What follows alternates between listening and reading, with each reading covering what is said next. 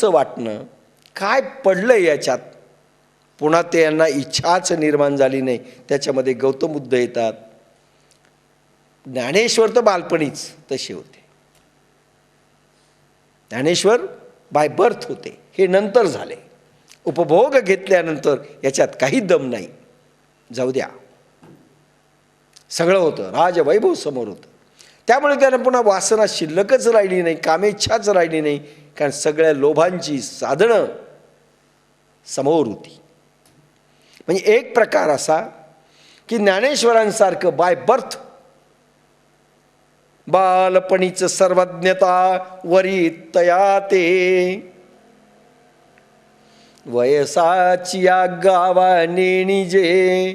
अरे लहान वयात जरी असतील शुकाचार्य, बाय बर्थ वैराग्य, आसक्तीच नाही. म्हणजे एक प्रकार तुम्हाला लहानपणापासून आसक्ती नसणं, लोभ नसणं. दुसरा प्रकार इतकं इंट्रोस्पेक्शन असणं, ऑब्झर्वेशन असणं, निरीक्षण असणं की प्रत्येक उपभोग घेत असताना यांनी सुख दिलं का, जेवण्याने सुख दिलं का, पुरणपोळीनी सुख दिलं का, बायकोनी सुख दिलं का, नवऱ्यानी सुख दिलं का, संपत्तीनी सुख दिलं का, हे ऑब्झर्वेशन. आणि ज्यांचं ऑब्झर्वेशन असतं ते देखील विरक्त होतात. त्यांना पुन्हा एक कामपूर्ती करण्याची गरज नाही, वासना निर्माण होत नाही. आणि तिसरा प्रकार भोगून आपल्यासारखे असतात. नाही म्हणायलेत पुरणपोळीत काही दम नसतो, डायबिटीस होतो, पण खाऊन तर पाहू द्या हो, खाऊन तर पाहू द्या. म्हणतात बायको फार खराब असते, किती लोकांचे संसार उजडलेले आहेत, पण करू तर द्या,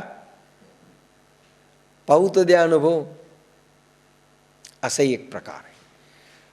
म्हणजे 3 प्रकारांनी, एक तर बाय बर्थ तुम्ही विरक्त असणं, नंबर 2 दुसरा प्रकार उपभोग घेतल्यानंतर नकोसं वाटणं, निरीक्षण दांडगं आहे, प्रत्येक क्षेत्रातलं निरीक्षण दांडगं आहे, योग्य अयोग्याचा विचार आहे, आणि अंतर्जागृती कायम आहे, आतमधली जागृती.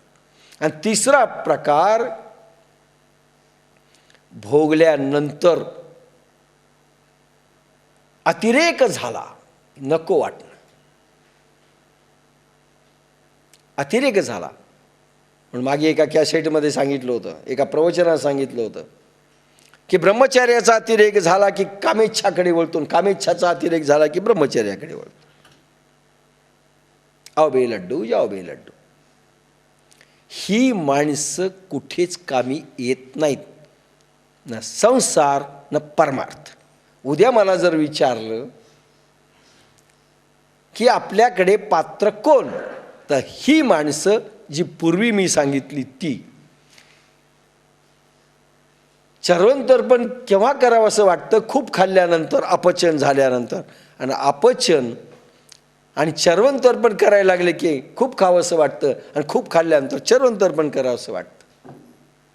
ही माणसं कुठेच कामीची नाहीत, ही अपात्र आहेत. आणि आपल्याकडे बरीच भरणा तोच झाला आहे. हो जुळतंय कधी कधी. आळंदीत जमवलं ना 2 दिवस, हा 3रा दिवस जरा गडबड झाली, पण 2 दिवस नक्की जमवलं. आणि पुन्हा आळंदीतच जमवत. हे फारसे कामी येत नाहीत. आणि हा जो 3रा प्रकार आहे, आणि काही असेत पण हे मधून मधून तरी जागृत होतात खूप खाल्ल्यानंतर, काही खाल्ल्या तरी जागृत होत नाही, किती खा. म्हशीनंतर हेच.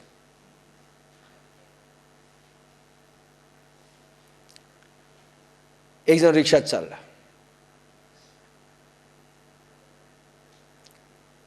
हो हो हो हो, त्या रिक्षावाल्याला मला थांबव थांबव थांबव. म्हणले का? अरे म्हशीला पाहिल्यानंतर मला बायकोची आठवण झाली. ते म्हणे काय साहेब, म्हशीला पाहिल्यानंतर बायकोची आठवण झाली, काय तुम्हाला वाटलं पाहिजे? अरे तसं नाही रे, बायकोची आठवण झाली. म्हणले गरज आहे का काय अशी आठवण व्हायला? हो म्हणले, आता बायकोची आठवण झाल्यावर बायकोनी काय सांगितलं ते आठवण झाली. म्हणजे काय? टमाटर आणायला सांगितलं, टमाटे घेऊ दे मला.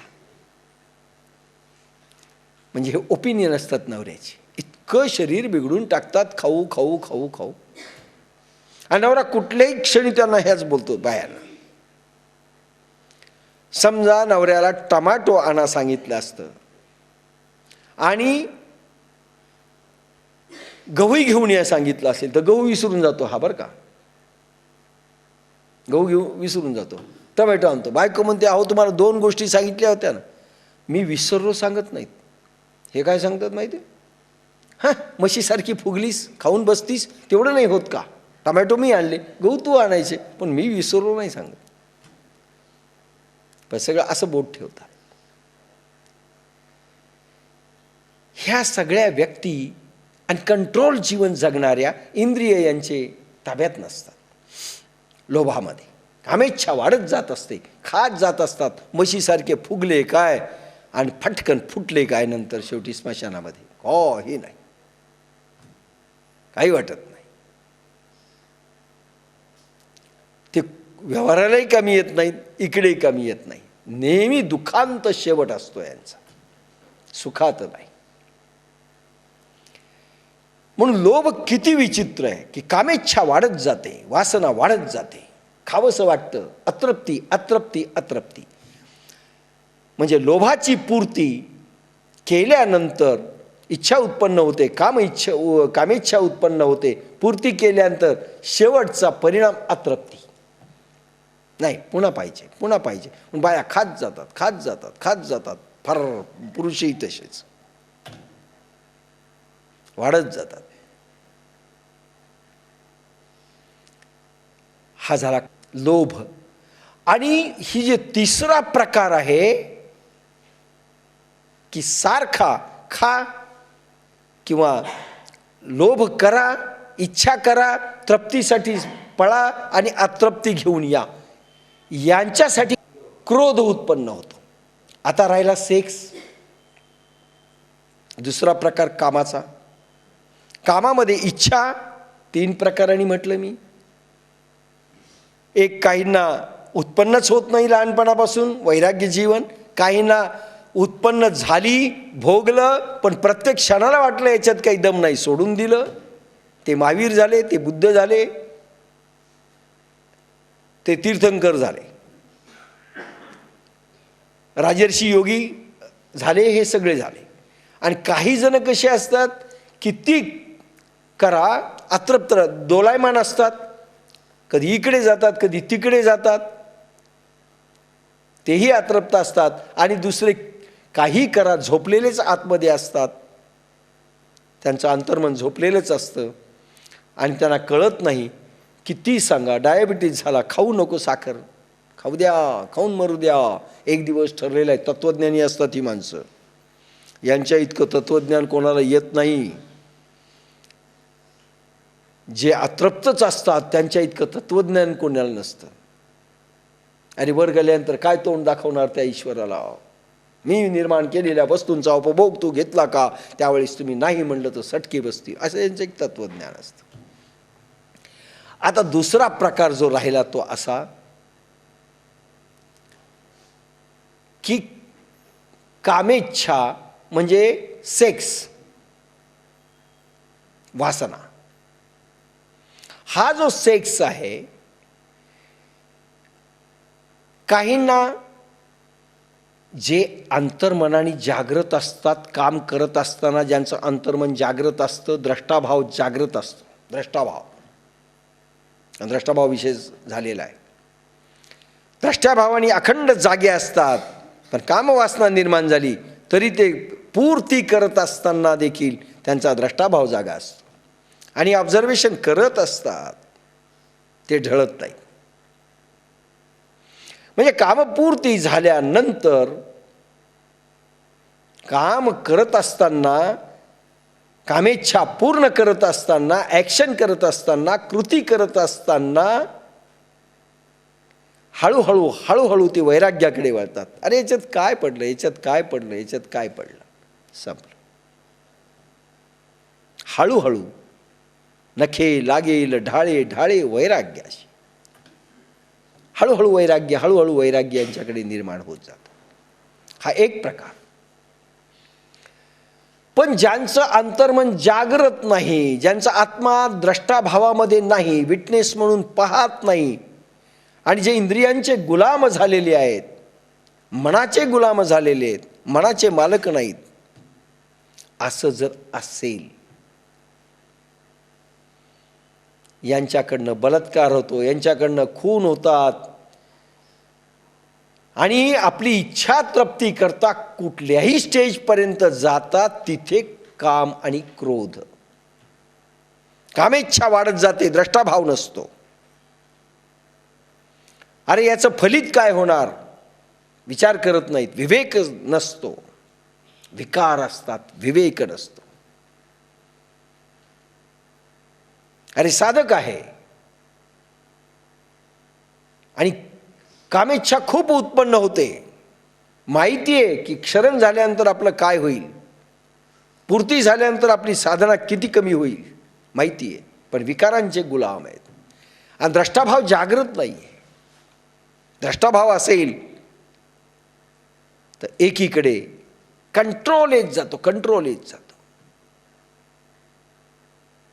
आणि कंट्रोल येत जातो म्हणजे श्वासांची ठेवण वेगळी होऊन जाते.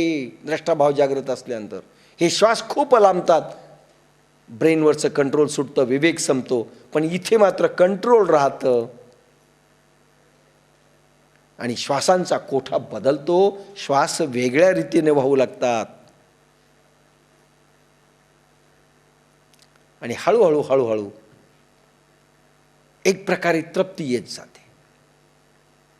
हा देखील कामपूर्तीचा उपाय, पण द्रष्टाभावातनं जागृत असून.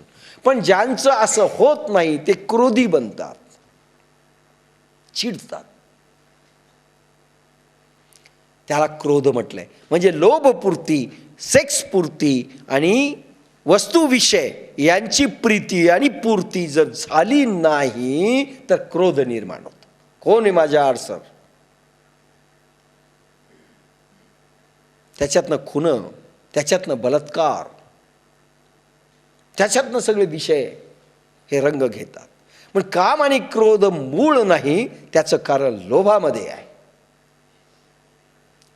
आणि त्याची रिॲक्शन ज्यांचं द्रष्टाभाव जागृत नाही, ज्यांचं अंतर्मन जागृत नाही, एकाच वेळेस दोन याच्यावर ते चालत नाहीत, दोन्ही लहरी एकाच वेळेस निर्माण होत नाहीत.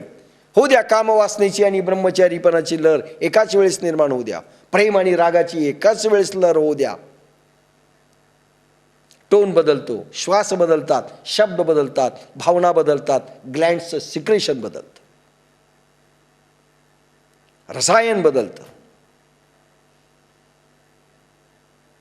म्हणजे एकदा उदाहरण देताना म्हणलो होतो, तू मूर्ख आहेस, पण एकदम दुसरी जर लहर प्रेमाची उठली तर नाही, सहज म्हणलं तू मूर्ख आहेस, एकदम टोन बदलला, कारण समजायची याला दुसरी लहर उठली. काही बायांना एखाद्या वेळेस कोण पुरुषांना उठते पाशी लहर, तिला वाटतं आता बोलेल, चूक बोलायली, नाही मी सहज बोलले बरं का, सहज, म्हणजे माझा तसा काही भाव नव्हता, डाऊन होतात. पण काही बोलल्यानंतरही डाऊन होत नाहीत. तुला तसं वाटलं असेल, लागलं असेल, आम्ही सत्य बोलत असतो. क्रोध आला, मान सन्मानांची इच्छा असेल, ठेच पोचली, अहंकार जागृत होतो आणि अहंकार क्रोधाच्या बुडाशी कारण आहे. अहंकार हळूहळू बोलत जाईल या विषयावर. ते अहंकार सगळ्यात मोठं कारण आहे. नवरा बायकोची भांडणं, अहंकार.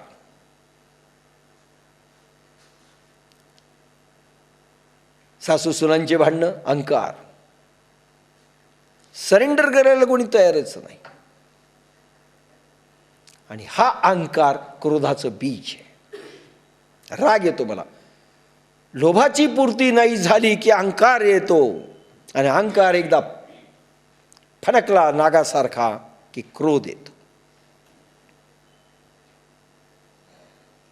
माझ्या इच्छेच्या, माझ्या सेक्सच्या, माझ्या कुठल्याही भावनेच्या वस्तुविषयानी व्यक्ती यांच्या विरुद्ध कोणी आडवं येत असेल, माझ्या भावनेंच्या आडवं येत असेल, माझ्या मानसन्मानाच्या कोणी आडवं येत असेल, माझ्या आकांक्षापूर्तीच्या कोणी आडवं येत असेल तर मला राग येतो, कारण माझ्या अहंकाराला धक्का लागतो. मी आणि असं होऊ शकत नाही, बस संपलं. अहंकार. आणि हा अहंकार उठला की क्रोध येतो. काम क्रोध पाही. म्हणून काम आणि क्रोध ही जोडी, लोभ त्याच्या पोटात आहे, त्याचं स्टिम्युलेशन लोभ आहे, काम आणि क्रोध. आता बुद्धांना काय राग आला नाही? मान सन्मानाची इच्छाच नाही.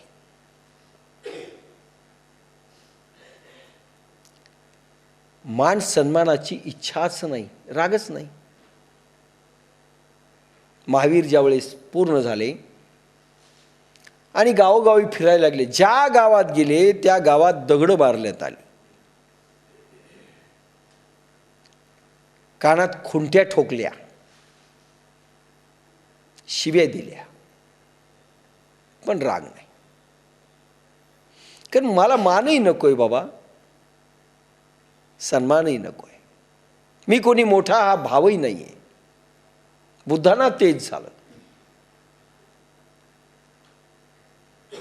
म्हणजे आम्ही सिद्धपुरुषांची मातीच केली ह्या देशाने. पण काम आणि क्रोध, जीसस म्हणजे हे तुमचे येशू ख्रिस्त स्वतःच्या जन्मगावी काय हाल होते. ज्यावेळेस येशू ख्रिस्त स्वतःच्या जन्मगावी गेले त्यावेळेस लोकांनी डोंगरावर नेऊन तिथून ढकलून द्यायची तयारी केली. कारण एवढं प्रेम देणारा माणूस. कारण ख्रिश्चन धर्म प्रेमावर आधारलेला आहे. म्हणजे असं समजू नका सध्या प्रेमळ लोक आहेत ते.